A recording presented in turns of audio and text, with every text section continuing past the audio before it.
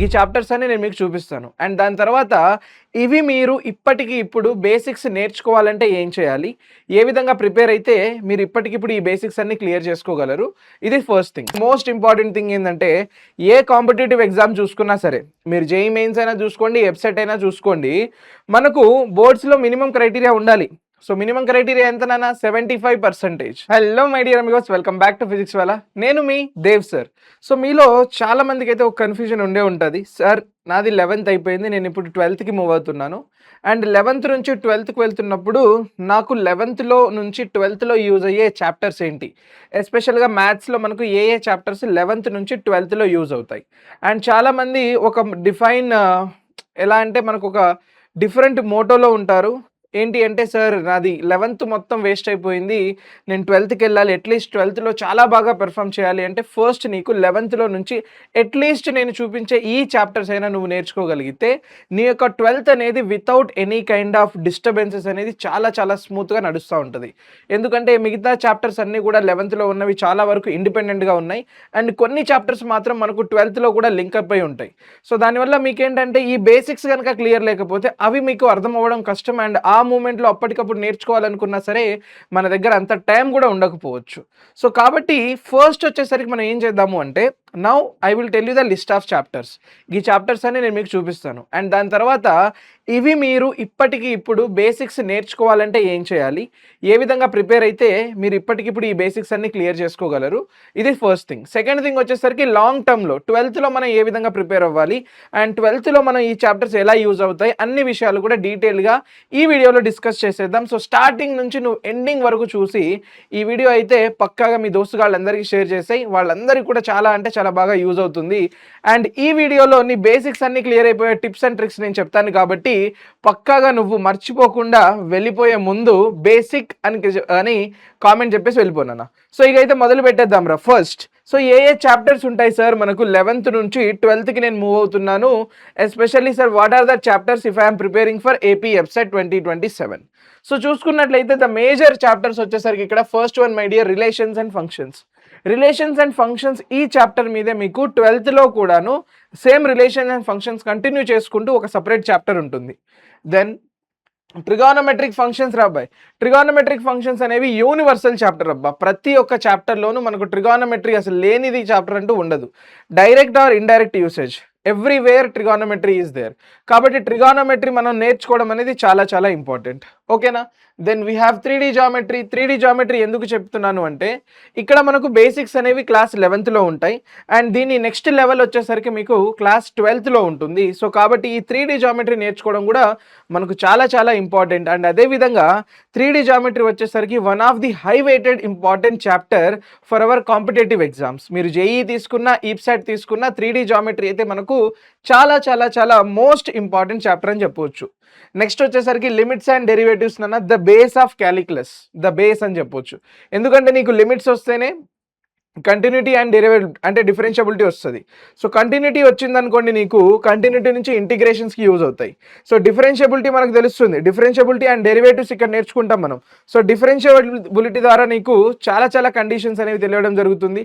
And ఈ differentiation and derivatives ఏవైతే ఉన్నాయో వీటి ద్వారా మీకు ఇంటిగ్రేషన్స్లో చాలా అంటే చాలా యూజ్ ఉండబోతుంది. ఎందుకంటే మీరు కంప్లీట్ 12 చూసుకుంటే half of the portion was covered by calculus. So ఈ ఇంటిగ్రేషన్స్ ఏదైతే ఉన్నాయో, డిఫైనైట్ ఇంటిగ్రేషన్స్ ఉంటాయి, ఇండిఫైనైట్ ఇంటిగ్రేషన్స్ ఉంటాయి, అప్లికేషన్ ఆఫ్ ఇంటిగ్రల్స్ ఉంటాయి, డిఫరెన్షియల్ ఈక్వేషన్స్ ఉంటాయి. ఈ చాప్టర్స్ ఏవైతే ఉన్నాయో నాన్న, ఇవన్నీ కూడాను మనకు 12థ్‌లో రావడం జరుగుతుంది. ఇందులో బేస్ ఏంటి అంటే మనకు లిమిట్స్ అండ్ డెరివేటివ్సే. నీకు లిమిట్స్ తెలిస్తే కంటిన్యూటీ తెలుస్తుంది, కంటిన్యూటీ తెలిస్తే డిఫరెన్షియబిలిటీ తెలుస్తుంది, అదే డిఫరెన్షియబిలిటీ తెలిస్తే డిఫరెన్షియేషన్ తెలుస్తుంది. అంటే డెరివేటివ్స్ అన్ని క్లియర్గా అర్థమవుతాయి. సో డిఫరెన్షియేషన్ తెలిసింది అనుకోండి, ఇంటిగ్రేషన్స్కి వెళ్తాం. ఇంటిగ్రేషన్ వచ్చేస్తే డిఫైనైట్ ఇంటిగ్రేషన్స్కి వస్తాం. డిఫైనైట్ ఇంటిగ్రేషన్ వస్తే అప్లికేషన్ ఆఫ్ ఇంటిగ్రల్స్కి వస్తాం. అప్లికేషన్ ఆఫ్ ఇంటిగ్రల్స్ నుంచి మళ్ళీ మనం డిఫరెన్షియల్ ఈక్వేషన్స్కి రావడం జరుగుతుంది. ఇది ఒక సీక్వెన్స్ అనమాట, ఇది ఒక ఆర్డర్.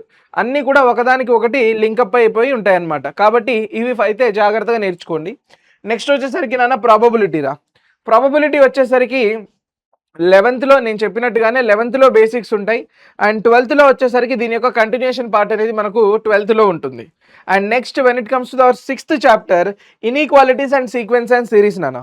సో ఈ ప్రాపర్టీ అంటే ఈ చాప్టర్ కూడా మనకు జస్ట్ లైక్ మన ట్రిగానోమెట్రీ అనమాట. సో వీటి యొక్క డైరెక్ట్ లింక్ అయిపోయి ఉన్న చాప్టర్స్ అయితే మనకు 12th కనిపించవు, కానీ ఇండైరెక్ట్ యూసేజ్ ఎవ్రీవేర్ ఉంటుంది. మనకు రిలేషన్స్ అండ్ ఫంక్షన్స్ చూసుకున్నా ఇన్ఈక్వాలిటీస్ ఉంటాయి, మనం మళ్ళీ రిలేషన్ అండ్ ఫంక్షన్స్ చూసుకున్నా సీక్వెన్స్ అండ్ సిరీస్ యూసేజ్ అనేది ఉంటుంది. ఎవ్రీవేర్ మనకు వీటి యొక్క యూసేజెస్ అనేవి మనకు 12th కనిపిస్తూ ఉంటాయి. సో మర్చిపోకుండా ఫస్ట్ నేను చెప్పినటువంటి ఈ 6 చాప్టర్స్ అన్న ఇది సపరేట్గా తీసుకుంటే కనుక 7 చాప్టర్స్ మీరు మర్చిపోకుండా 11th బేసిక్స్ అన్ని కూడా రివైజ్ చేయండి. సో 11th బేసిక్స్ అన్ని రివైజ్ చేసుకుంటే మీ 12th ఏదైతే ఉందో చాలా స్మూత్గా without any kind of interruptions అనేది వెళ్ళిపోతూ ఉంటుంది. సార్ మరి మేము ఈ చాప్టర్స్ నేర్చుకోవాలంటే ఎలా నేర్చుకోవాలి చెప్తా అన్నారు కదా, ఎక్కడి నుంచి నేర్చుకోవాలి అంటే మై డియర్, మేము మీకోసమే వీటి కోసం బ్రిడ్జ్ కోర్స్ అనేది స్టార్ట్ చేసాం నాన్న already. So we have started bridge sessions also. So ఇవి మనం లైవ్లో చేయడం జరిగింది బ్రిడ్జ్ కోర్స్వి 11th to 12th మూవింగ్ కోసం. అండ్ ఇది ఎవరైనా మిస్ అయిపోయి ఉంటే కనుక ఒకసారి రికార్డెడ్ వీడియోస్ అనేవి అవైలబుల్గా ఉంటాయి. అండ్ 11th వేస్ట్ అయిపోయిన చాలామంది బాధపడుతూ ఉంటారనమాట. సో అవి మీరు బాధపడాల్సిన అవసరం లేకుండా మీ ఎంసెట్ జర్నీని సక్సెస్ఫుల్గా చేయగలగాలి అంటే we have lakh AP EAPCET batch నాన్న. బాగా గుర్తుపెట్టుకోండి ఈ బ్యాచ్ నేము, ఎందుకంటే మీకు ప్రజెంట్గా చాలా చాలా యూజ్ అయ్యే బ్యాచ్ ఇది. మీకు లక్ష ఎప్సెట్ బ్యాచ్ నాన్న, ఇది ఏపీ వాళ్ళకి ఎస్పెషల్గా తీసుకురావడం జరిగింది as per our new syllabus. ఇందులో మీకు సిలబస్ చేంజ్ అయింది కాబట్టి లేటెస్ట్ సిలబస్ని బట్టి లేటెస్ట్ ప్యాటర్న్ని బట్టే ఈ బ్యాచ్ని మేము డిజైన్ చేయడం జరిగింది. కాబట్టి ఒక్కసారి డీటెయిల్గా ఇందులో చూడండి. సో ఇందులో మేము మీకు 11th + 12th నాన్న, మీలో ఎవరైనా 11th వేస్ట్ అయిపోయిందిరా అని ఫీల్ అవ్వాల్సిన అవసరం లేదు. 11th + 12th సిలబస్ మొత్తం కవర్ చేస్తాం మేము, అది కూడా లైవ్ క్లాసెస్లో ఉంటాయి నాన్న. ఇట్ ఈస్ నాట్ లైక్ అరే మేము రికార్డింగ్ ఇచ్చేసి చదువుకోమని చెప్పడానికి లేదు, కంప్లీట్గా లైవ్ క్లాసెస్ అనేవి ఇందులో మేము మీకు ప్రొవైడ్ చేస్తాము. అండ్ అదేవిధంగా according to the new syllabus we have created a test series also. మీకు ఇందులోనే టెస్ట్ సిరీస్ అవైలబుల్గా ఉంటుంది, మీరు అక్కడ ఇక్కడ వెతుక్కోవాల్సిన అవసరం అంటూ ఏమీ లేదు. ఎందుకంటే మార్కెట్లో మీకు ఎక్కడ కూడా దొరకవు నాన్న. లేటెస్ట్ సిలబస్ ప్రకారం లేటెస్ట్ టెస్ట్ సిరీస్లు కానీ పీవైక్యూ బుక్స్ కానీ మీకు ఎక్కడా కనిపించవు. అందుకని చెప్పేసి అన్నీ కూడా మేము ఇందులో గ్యాదర్ చేసి లేటెస్ట్ సిలబస్ బేస్ చేసుకొని ఇందులో పెట్టడం జరిగింది.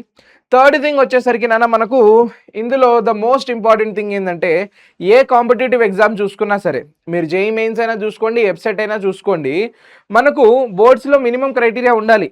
సో మినిమం క్రైటీరియా ఎంత నాన్న? 75%. ఆ 75% క్రైటీరియా కావాలి అంటే మీకు ఖచ్చితంగా ఎలిజిబుల్ ఉండాలి 12th కనుక.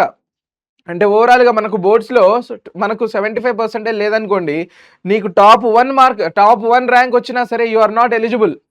నువ్వు ఇంజనీరింగ్కి ఎలిజిబుల్ అంటే వాడు నీకు అడ్మిషనే ఇవ్వడు అసలుకి. సో కాబట్టి మీ బోర్డు ప్రిపరేషన్ని కూడా స్మూత్గా ఉండడానికి ఇందులో మేము ఒక ఫ్రీగా బోర్డు బూస్టర్ బ్యాచ్ని కూడా ఇంక్లూడ్ చేయడం జరుగుతుంది.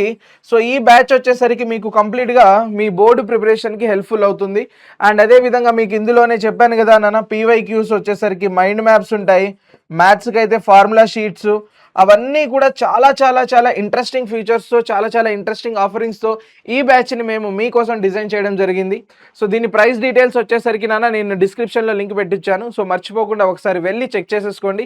చాలా అంటే చాలా యూస్ఫుల్ అయ్యే బ్యాచ్. క్లాసెస్ ఆల్రెడీ స్టార్ట్ అయిపోయినాయి, సో ఇంకా బేసిక్సే జరుగుతున్నాయి అక్కడ. సో నువ్వైతే మిస్ అయిపోవద్దు, తొందరగా వచ్చేసరికి నువ్వు కూడా జాయిన్ అయిపోతే మళ్ళీ నీ సిలబస్ అనేది మిస్ అవ్వవు. సో 11th సిలబస్ ఆల్రెడీ మేము స్టార్ట్ చేసేస్తా ఉన్నాము. So first will try to finish the 11th syllabus, దాని తర్వాత 12th syllabus up to EAP set లెవెల్లో డీటెయిల్గా డిస్కస్ చేసుకుంటూ మాక్ టెస్టులు రాసుకుంటూ వీక్లీ ఆల్టర్నేట్ వీక్స్లో మనకు టెస్టులు పెట్టేసుకుంటూ మంత్లీ టెస్టులు కూడా రాసుకుంటూ అన్ని విధాలుగా మిమ్మల్ని ప్రిపేర్ చేయించి ప్రాక్టీస్ చేయించి మీ ఎగ్జామ్ ఫియర్ని పోగొట్టి ఎగ్జామ్ హాల్లో పంపించే బాధ్యత అయితే మాది. ఓకేనా? So my dear amigos, that's it for this interesting session నాన్న. మర్చిపోకుండా లక్ష ఏపీ వెబ్సైట్ బ్యాచ్ని అయితే చెక్అవుట్ చేయండి, link is available in the description. మళ్ళీ మనం కలుద్దాం మరి మన యొక్క లక్ష లైవ్ క్లాసెస్లో. Until the time, take care everybody. Bye-bye.